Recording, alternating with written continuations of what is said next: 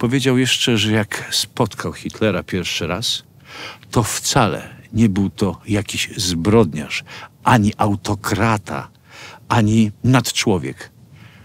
Wtedy, kiedy z Hitlera spotkał pierwszy raz, Hitler przestał być dla niego Hitlerem.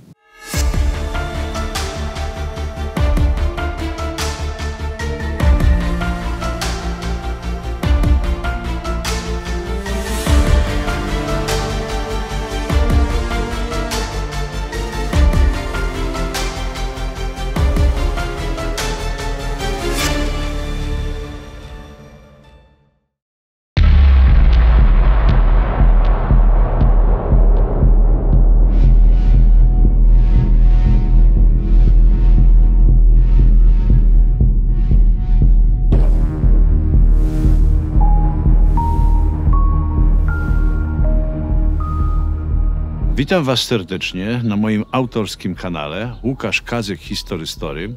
Pamiętajcie, że widzimy się tutaj w każdy wtorek o godzinie 20. Mówię to dlatego, że trafiałam na kanał cały czas nowi widzowie, którzy nie wiedzą, że Historystory to właśnie premierowe odcinki w każdy wtorek o 20. Dlatego to podaję.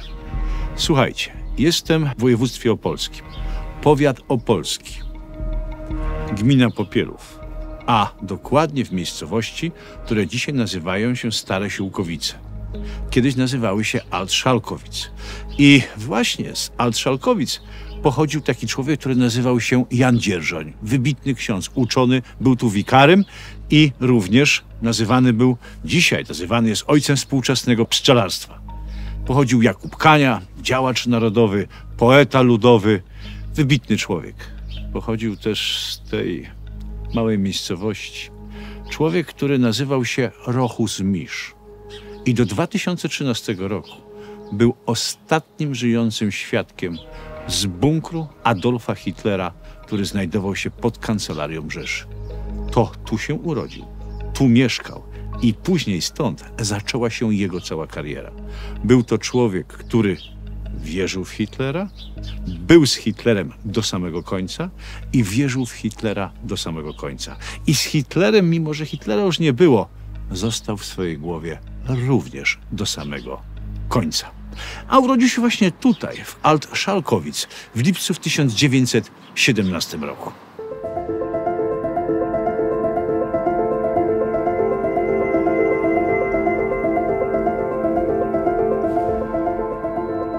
Przy kościele w Alt-Szalkowic, dzisiaj Stare Siłkowice, znajdujemy nazwiska mieszkańców tej miejscowości, którzy polegli na frontach I wojny światowej.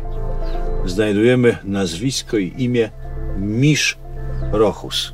Ale to nie ten, o którym dzisiaj jest odcinek. To jest jego ojciec. Kiedy urodził się Rochus Misz, który był z Hitlerem do samego końca, w tym samym dniu odprowadzono trumnę z jego ojcem. I po ojcu dostał właśnie imię Rochus. Jego ojciec był żołnierzem cesarskim, przyjechał na urlop odpocząć, rekonwalescencja. Tak naprawdę przyjechał chyba umrzeć, bo dokładnie kiedy urodził się jego syn, to ojciec umiera. Rochus ma 2,5 roku, kiedy umiera jego matka. Więc w tym momencie, kiedy to dziecko potrzebuje ojca i matki, nie ma kompletnie. Prawnym opiekunem jest siostra matki, ciotka, która mieszka w Berlinie. Ale tak naprawdę wychowaniem zajmują się dziadkowie. Szczególnie dziadek, wybitna postać, która będzie miała wpływ na dalsze losy Rochusa. Dlaczego? Dlatego, że dziadek wychowany na drylu pruskim wpaja mu od małego, że największą zaletą, zasadą i kierunkiem, jakim ma iść przez życie, to jest okazywanie posłuszeństwa i bycie posłusznym.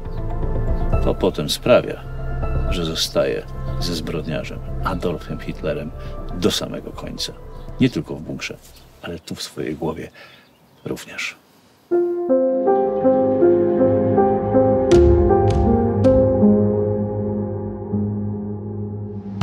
Rochus wspominał, że dzieciństwo było jego sielankowe. W Starych Siłkowicach biegał ze swoim przyjacielem Paulem na ryby, na Dodrę. Dziadek mówił mu, że najlepiej i najbezpieczniej dla niego będzie zdobyć rzemiosło. Uczył się dość dobrze, ale najlepiej szedł mu w szkole rysunek, co spowodowało, że został wysłany do szkoły do Saksonii na właśnie szkołę malarską. Opuszcza swoją rodzinną miejscowość, mając 15 lat. I kiedy w 1936 roku uzyskuje już dyplom malarza, czeladnika, umiera jego dziadek. On jeszcze wspominał, że nigdy w jego domu nie wisiał portret jego matki. Dziadkowie byli rodzicami jego matki, która zmarła, kiedy on miał 2,5 roku.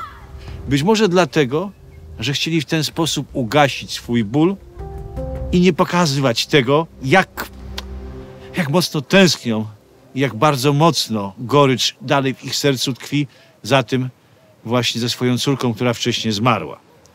Więc można powiedzieć śmiało, Rochus nie miał mamy i taty i tak naprawdę nigdy ich nie pamiętał.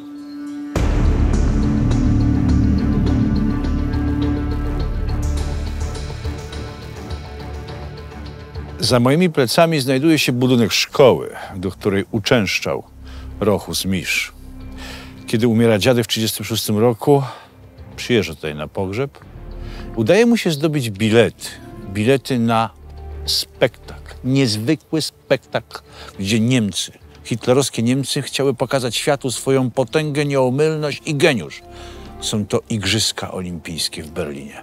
Zdobywa 2 bilety w konkursie miejskim na rysunek, jest zdolny i wtedy udaje się tam i pierwszy raz widzi kogo? Adolfa Hitlera. On jeszcze nie wie wtedy, że ich los będzie związany do samego końca. Jeszcze wtedy tego nie wie, ale już delikatnie jest nim zafascynowany. Wraz z kolegą dostają powołanie do wojska, do Wehrmachtu. Ale przed Wehrmachtem stoją ludzie, którzy werbują do SS. I mówią, że jest to armia, która jest armią rezerwową, nie jest związana z Wehrmachtem, a jeżeli odbędziesz tam 4-letnią służbę, bo to trwa 4 lata, to później masz szansę na dostanie się do dobrej pracy, zdobycie dobrej funkcji w organach państwowych. I to skusi właśnie Rochusa, aby wstąpić do SS. Wstępuje pod lewym ramieniem. Wytatuują mu grupę krwi i stanie się SS-manem. Bierze udział w 1938 roku w Anschlussie Austrii. Później bierze w aneksji Sudetów, udział w aneksji Sudetów. Bierze również udział w wojnie Niemiec z Polską. I tak właśnie otwierają się przed nim bramy II wojny światowej.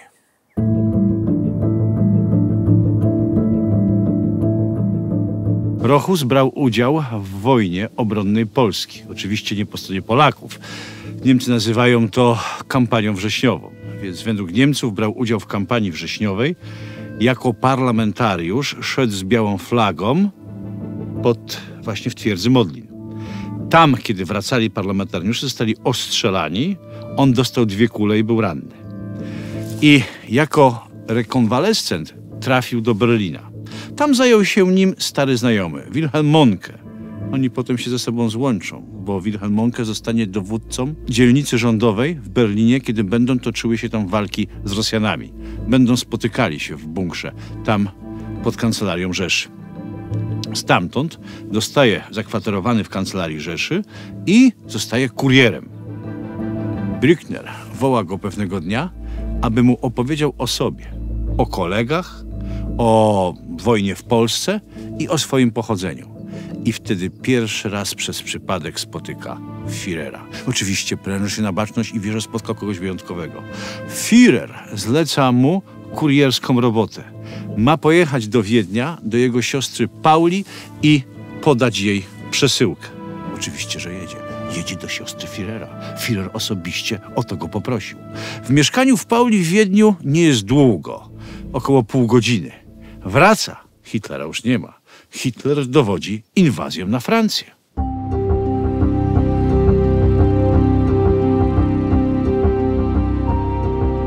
Pod nieobecność Hitlera, kiedy on dowodzi dywizjami, które atakują Francję, Rochus zostaje przeszkolony do obsługiwania nowoczesnej centrali telefonicznej w Kancelarii Rzeszy. Staje się wtedy ulubieńcem Bormana, co sprawia, że już na zawsze zostanie przypisany do prywatnego otoczenia wodza III Rzeszy. Ale wcześniej, kiedy przywiózł przesyłkę z Wiednia do siostry Hitlera, dostaje urlop. Co robi? Przyjeżdża tutaj, do Altschalkowic i odwiedza jeszcze starą, samotną, żyjącą jego babcię. Słuchajcie, podczas kręcenia tego odcinka dowiedziałem się od mieszkańca Starych Siołkowic, że Rochuś Misz przyjeżdżał tutaj. Nawet przyjechał, tylko człowiek ten nie pamiętał, obchodził tutaj którejś ze swoich 84. czy 6. urodzin.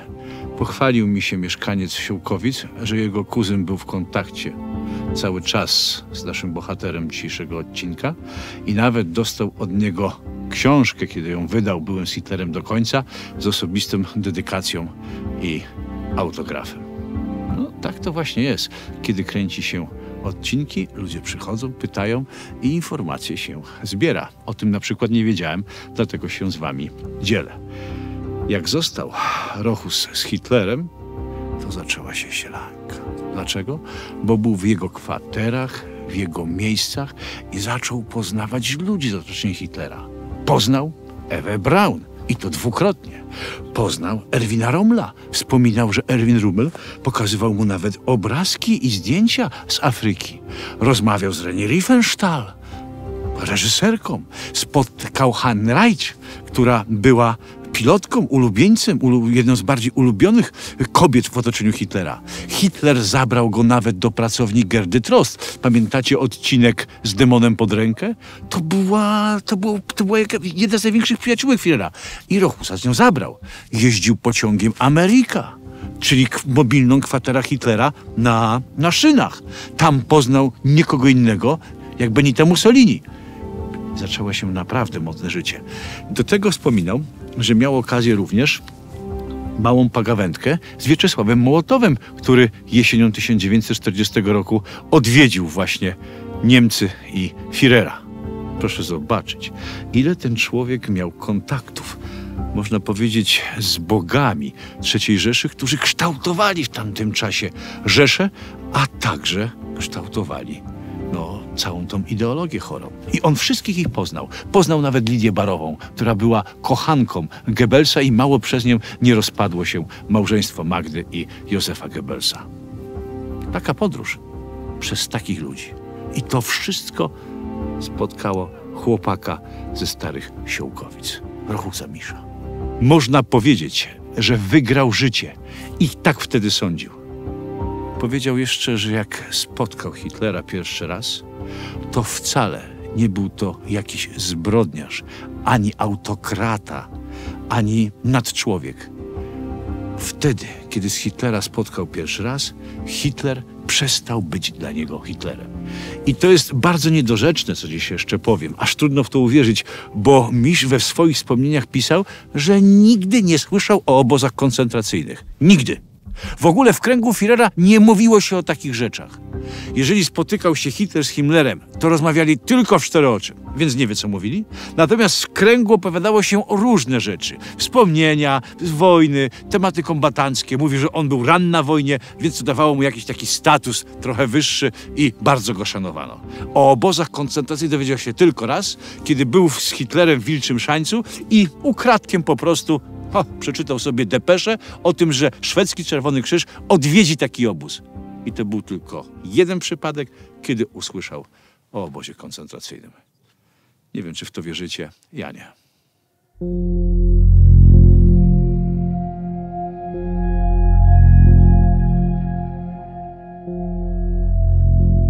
Jeżeli się wie, kim był Hitler i co zrobił ze światem, i czyta się wspomnienia Rochusa Misza na temat tego, jak on widział Führera i jak widział jego życie przy jego boku, to ma się wrażenie, że to wszystko było tak zwyczajniutkie, tak proste, prozaiczne, normalne i banalne. Miś opowiadał. Führer nad swoim łóżkiem miał portret matki na płótnie. Führer kładł się bardzo późno i wstawał przed godziną 11. Jego dzień zaczynał się o 11:30. Był wegetarianinem. Jeszcze na początku 40 roku zdarzało mu się kawałek gdzieś ukradkiem ze 2-3 plasterki kiełbasy zjeść po cichutku, żeby nikt nie widział, ale kiedy przychodziły wieści z frontu, szczególnie z frontu wschodniego i opisy, co dzieje się z żołnierzami niemieckimi, odmrożenia, rozszarpywania, wylatywanie szczątków w powietrze, Hitler całkowicie odłożył mięso na bok. Miś towarzyszył mu w Berghofie, w kancelarii Rzeszy, w Wilczym Szańcu, w jego kwaterze Wilkołak na Ukrainie, gdzie był świadkiem różnego rodzaju spięć między nim a generałami i też jakby nie reagował. Do tego towarzyszył mu jeszcze w jego kwaterze Adlerhorst.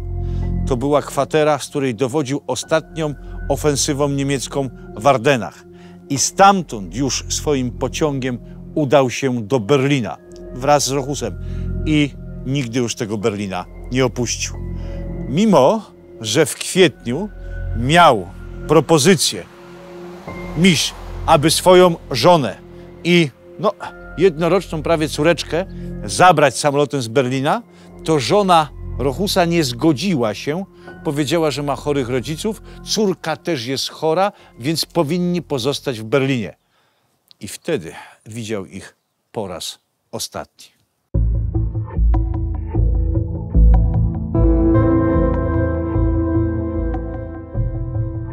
Był świadkiem, jak w połowie kwietnia do bunkra przyleciała Ewa Braun. Był też świadkiem, kiedy z tonącego okrętu zaczęli wszyscy uciekać, jak szczury, a wcześniej gwarantowali, że oddadzą życie za Führera. Pierwszy uciekł Hermann Göring do swojej żony i dzieci. Później Himmler, Dönitz, Kaltenbrunner. Widział też dzieci Magdy i Józefa Goebbelsów, które biegały po całym bunkrze rozentuzmowane i rozwrzeszczane. Widział też, jak wspomina, dla niego bardzo przejmującą scenę, kiedy siedzieli przy stole i śpiewali piosenkę o niebieskich dragonach razem jeszcze ze swoją mamą i tatą, którzy później oczywiście sami je uśmiercą. Bardzo często, mówi, słyszało się o tym, jak będą wydawane, jak najlepiej popełnić samobójstwo. Czyli lekarz Führera zaczął rozdawać kapsułki z ciankiem. Na pytanie dziennikarza BBC podczas wywiadu, czy pan dostał, odpowiedział nie. Ja nie. Ja nie należałem do takiego bliskiego kręgu Führera, ale miałem swój Walter, swój pistolet Walter i z pełnym magazynkiem. Gdyby w razie czego, byłbym w stanie go użyć. Chodziło jeszcze o to, że wspominał, jak widział ostatni spacer Hitlera z psem, kiedy już wszędzie wybuchały bomby i granaty. Opowiadał, że ściągnięto urzędnika stanu cywilnego, który dawał ślub, też był tego świadkiem. Natomiast na pytanie, czy słyszał strzał, którym Hitler odebrał sobie życie, powiedział, że nie. Byłem cały czas przyklejony do centrali telefonicznej. Dzwoniły różnego rodzaju jednostki, a przede wszystkim nawet dzwonili cywile. Pytali, krzyczeli, błagali, gdzie są Rosjanie, co będzie dalej, jaki mamy plan, jak ich bronić. To wszystko było jakimś wirującym obłędem. Ale wracając do tego, czy słyszał strzał, powiedział, że nie. Widział tylko z oddali otwarte drzwi do pokoju Hitlera. I z oddali widział, jak Hitler jest skulony i leży, pokurczony. Widział Ewę Braun, która leżała na kanapie. Ewa Braun wzięła cjanek, dlatego że powiedziała, iż chce jako nieboszczka wyglądać pięknie. A z tego, co wspominał mu Gunsche, który był ochroniarzem Führera, bardzo blisko przy Hitlerze, ponad 2-metrowy SS-man, Hitler strzelił sobie w usta, a wcześniej wziął cjanek, co spowodowało, że czaszka się rozbłysła i to był straszny widok. Ale on tego nie widział, widział tylko skulonego przy stole. Natomiast Ewie Braun powiedział, że pamięta nawet, jak była ubrana. Miała na sobie delikatną, granatową sukienkę w białe kwiatki. Miś wspomina, że to był widok, którego nie zapomni nigdy. Była to dla niego jedna z najbardziej przejmujących scen w jego życiu.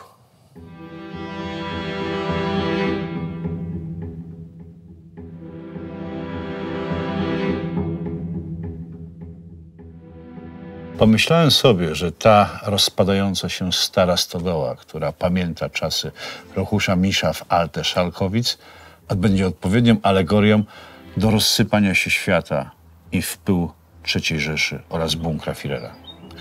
Rochus wspominał: czy wyjdziesz na zewnątrz? Pytają go. Zobaczyć. Padło hasło. Będą grzebać naszego szefa. Zobaczyłem Millera z Gestapo. Przeraziłem się. Jego nie widywało się często, a był w tej chwili, kiedy wynoszono Hitlera i Ewę Braun na zewnątrz do ogrodów kancelarii Rzeszy. Powiedziałem do kolegi, który był mechanikiem, lepiej nie wychodzić. Mogą nas wykończyć jako ostatnich świadków. Potem zobaczyłem Magdę Goebbels, która przeszła obok mnie, usiadła i wyciągnęła karty. Wyszedł Józef, zapytał się, co robisz. Ona się nawet nie odwróciła. Była zalana łzami. Powiedziała, że układa pasjansa. Potem wiedziałem, że z lekarzem Führera zabijają swoje dzieci. Powiedziałem do Goebbelsa, że chcę opuścić bunkier. Powiedział, że jeszcze chwilę, jeszcze kwadrans. Zapytał się mnie, kto został. Powiedziałem o Axmanie, o Monkem i o jeszcze innych kilku nielicznych pracownikach. Odpowiedział, daj mi jeszcze chwilę. Później będzie mógł pan robić, co chce. Kiedy przyszedł do mnie, powiedział taki jakby slogan. Nauczyliśmy się żyć, nauczyliśmy się walczyć, teraz trzeba zobaczyć, jak będziemy umierać. Może pan robić, co chce. Nie będzie mi pan już potrzebny. Wyrwałem wszystkie kable z centrali, zniszczyłem ją. Wychodząc z bunkra, spojrzałem jeszcze za siebie, widząc całą tą ciemność i utracony czas. 5 minut po wyjściu z bunkra Magda Goebbels i Józef Goebbels odebrali sobie życie. Rochus Miś próbował uciekać, ale bardzo szybko wpadł do sowieckiej niewoli. Został w niej aż do 1953 roku. Był więźniem Łubianki, był w Kazachstanie, był też przez NKWD specjalnie przesłuchiwany, torturowany przez oficera radzieckiego żydowskiego pochodzenia. Sowieci chcieli wiedzieć w szczegółach, w najdrobniejszych szczegółach, jak wyglądały ostatnie chwile w bunkrze Führera. Mało tego, bardzo często podczas przesłuchań mówili mu, jeżeli pomylisz się o 2 bądź 3 minuty, my skonfrontujemy to z innymi, a tam siedział Kammerdynnerlinge, siedział Gunsze, mnóstwo ludzi siedziało. Rosjanie prawie większość świadków z bunkru Führera złapali do siebie. To jeżeli się pomylisz o 2 bądź 3 minuty, magazynek i zostaniesz wczaśnięty. Wszyscy oni chcieli żyć. I jak twierdzi Rochus, mówili prawdę. Co do minuty, jak wyglądały ostatnie chwile w bunkrze Führera.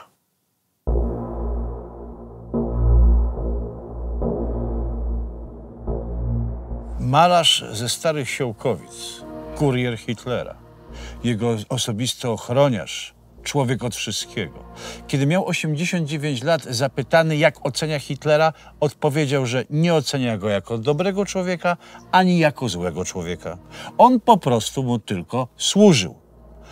Powiedział, że był za nazistami dlatego, że w nim jest wrodzony antykomunizm. On służył przeciwko antykomunizmowi, przeciwko bolszewikom. To był jego opór, a nie służył specjalnie w tych wszystkich formacjach dla Hitlera, tylko przeciwko bolszewizmowi. Z żoną Gerdą miał tylko jedną córkę, która po śmierci jego żony w 1997 roku przestała mieć kontakty z ojcem. Dlatego, że był cały czas bezkrytyczny wobec swojej przeszłości. Powiedziała, że babcia jej powiedziała, że jest Żydówką. I tego kompletnie Rochus nie potrafił zaakceptować.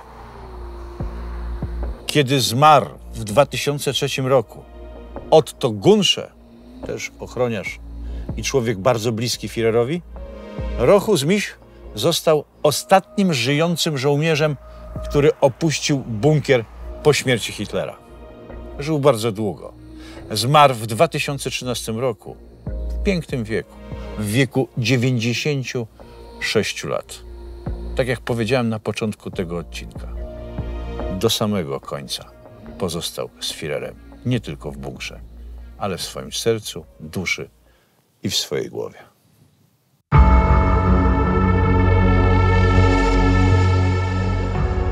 To był bardzo trudny i bardzo emocjonalny odcinek. Słuchajcie, bardzo wam dziękuję, że jesteście z nami. Dziękuję za każdą łapkę w górę, za każdą subskrypcję. Dziękuję za wasze wsparcie w komentarzach i w tym, że oglądacie nasz film. Jeżeli chcielibyście uzyskać dodatkowy dostęp do naszych podcastów bądź reportaży, wystarczy wejść pod każdym odcinkiem i kliknąć przycisk Wesprzyj. Tam macie dostęp do progu wsparcia dla kanału Historystory i korzystacie z tego, co dla was przygotowaliśmy. W tym na przykład członkostwo w naszej tajnej grupie FB Loża Mecenasów kanału Historystory, gdzie umieszczamy różnego rodzaju stare zdjęcia, archiwa i kulisy nagrań naszych cowtorkowych odcinków. Do zobaczenia o godzinie 20 w każdy wtorek, bezapelacyjnie do samego końca, mojego bądź Rzeczypospolitej.